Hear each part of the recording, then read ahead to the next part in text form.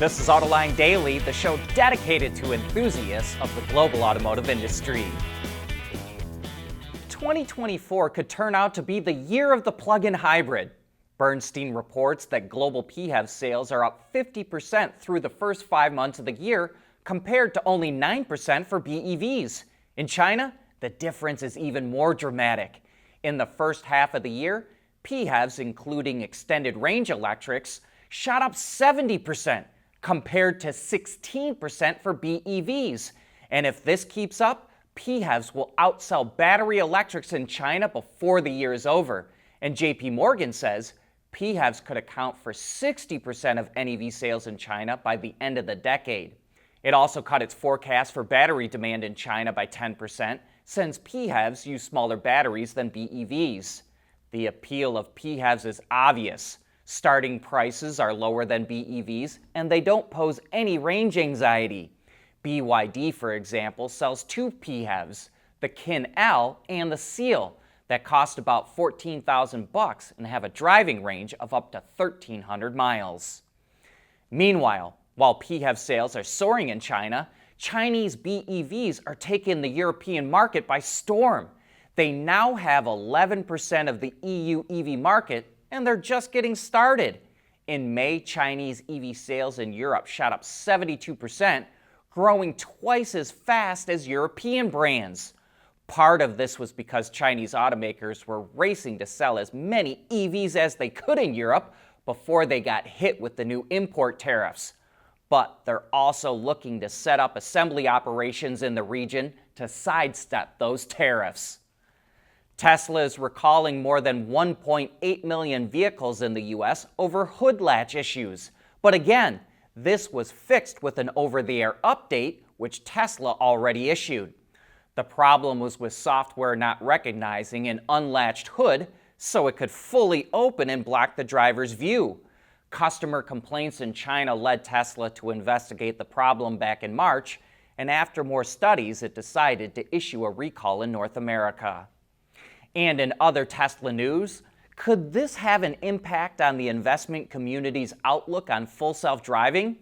William Stein, a Tesla analyst that works at Truist Securities, nearly crashed his Tesla while using FSD in New York suburbs on a clear day. He says that his Model Y, quote, accelerated through an intersection as the car in front of us had only partially completed a right turn. He was able to avoid the accident by intervening himself. Stein was also surprised he no longer had to tug on the steering wheel to keep FSD engaged, and it also continued to work when he took his eyes off the road. It took the system 20 to 40 seconds before issuing a warning. But his experience wasn't all negative. Stein was impressed with how well it adapted to lane closures, potholes, and traffic flow, and said the driving felt more natural. But ultimately, Stein said that FSD is, quote, truly amazing, but not even close to solving autonomy.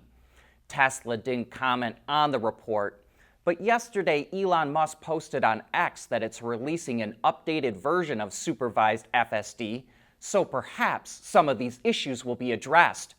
But if the investment community isn't sold on FSD, it could have a big impact on Tesla's future earnings. There's nothing wrong with heavy metal. Hey, lighten up. But with world-class composite material, Teijin Automotive Technologies makes vehicles lighter, safer, and more eco-friendly. After a rough first half of the year, Stellantis CEO Carlos Tavares said he could start shutting down brands that don't make money. We think Maserati and Chrysler would be easy choices, and it looks like one of those brands is already hanging on by a thread. Maserati only sold about 6,500 cars so far this year, down roughly 57% compared to last year. And it posted an operating loss of 82 million euros, which the CFO of Stellantis called disappointing. She also said, quote, there could be some point in the future when we look at what's the best home for Maserati.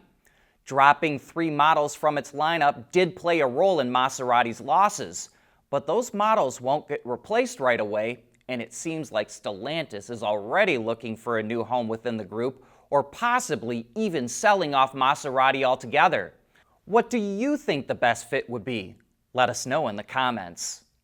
Premium off-road vehicles are pretty popular in North America, and automakers can make a pretty good profit selling them.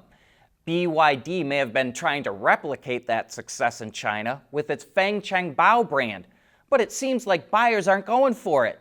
Sales of the Bao 5, which is a two-row plug-in hybrid SUV, have dropped significantly this year, and since August of last year, it's only sold about 25,000. And remember, earlier in the show we said PHEVs were one of the biggest growth sectors in China this year.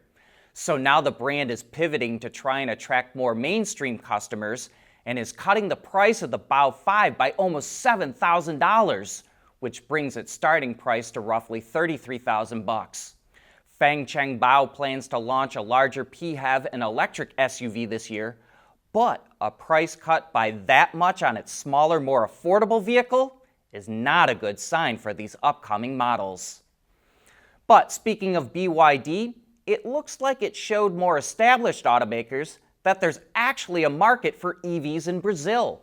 In the first 3 months of the year, it sold about 15,000 electrics in Brazil, and that only includes 1 month of the more affordable Dolphin Mini, aka the Seagull, which went on sale in March. Now GM is starting to bring its Ultium-based EVs to the country when the Blazer EV goes on sale tomorrow.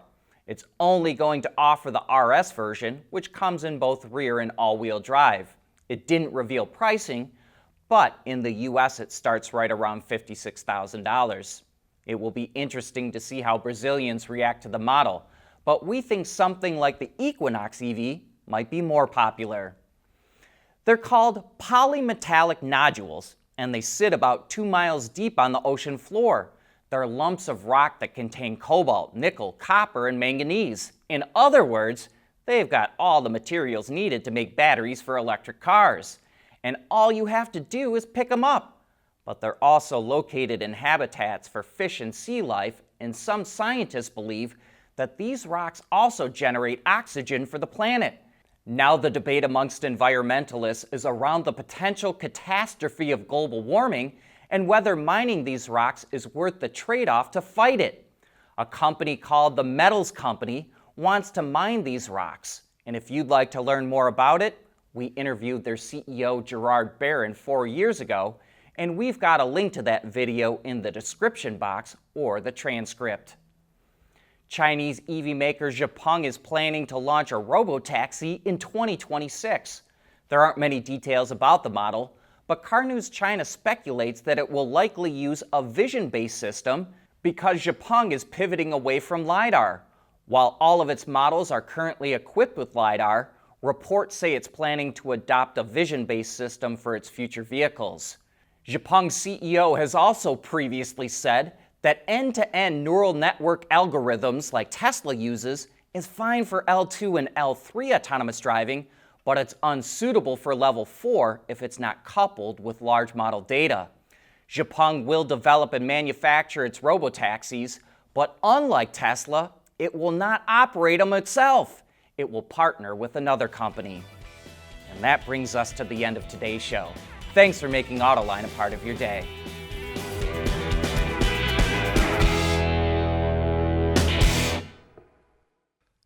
Autoline Daily is brought to you by Bridgestone, solutions for your journey. Intrepid Control Systems, over-the-air engineering boost your game. MEDC, where Michigan businesses are powering the future of mobility. And by Teijin Automotive Technologies, the formula for better mobility. Intrepid's NeoVi Pi, allowing automotive engineers to interface, capture, and monitor vehicle data using Raspberry Pi. As a matter of fact, it's the automotive industry's first robust platform for Raspberry Pi, featuring Intrepid CAN-FD technology and Raspberry Pi compute module. The NeoVi Pi is designed for automotive environments, allowing use with relative power ranges and applications. In addition, the NeoVi Pi enables you to use the Raspberry Pi for compute while avoiding additional development to adapt to network environments. That makes the NeoVi Pi powerful enough to solve your vehicle network problems yet small enough to fit in your backpack. One of many Intrepid tools used for developing zonal architecture and software-defined vehicles.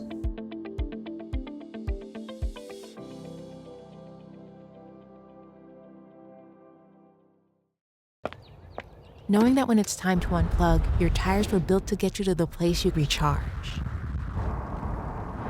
That's what really matters. Bridgestone Turanza EV tires with a 50,000-mile limited warranty.